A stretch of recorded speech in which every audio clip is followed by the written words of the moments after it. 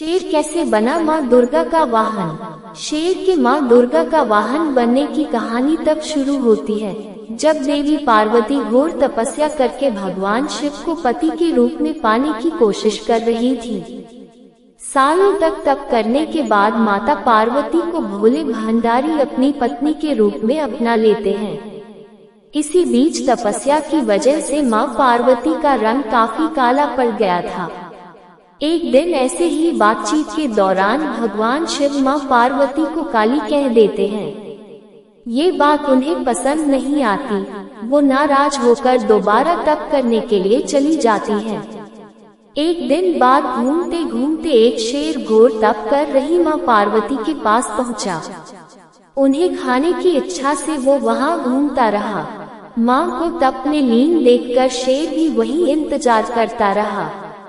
देवी का इंतजार करते करते सालों बीत गए। शेर माँ पार्वती के तेज की वजह से उनके पास नहीं पहुँच पाता था। कोशिश करता और असफलता हाथ लगने पर दोबारा लौटकर कोने में बैठ जाता। होते होते कई साल बीत गए। माँ के तप से खुश होकर भगवान शिव प्रकट हुए और माँ से मनचाहा वर मांगने को कहा।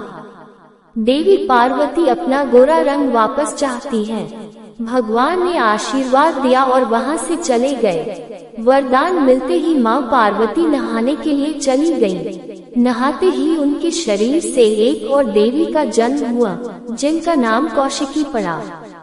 उनके शरीर से काला रंग भी निकल गया था और माँ का रंग पहले की तरह ही साफ हो गया। इसी वजह से माता पार्वती का नाम माँ गौरी भी पड़ गया।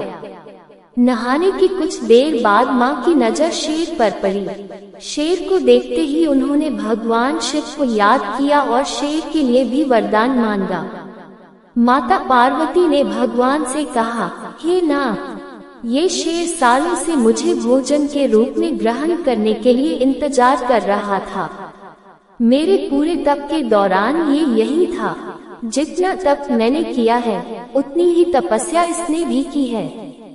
इसी वजह से अब वरदान के रूप में इस शेर को मेरी सवारी बना दीजिए। भगवान ने प्रसन्न होकर माता की बात मान ली और शेर को उनकी सवारी बना दिया। आशीर्वाद मिलने के बाद माता शेर पर सवार हो गईं और तभी से उनका नाम माँ शेरावाली और दुर्गा पड़ गया।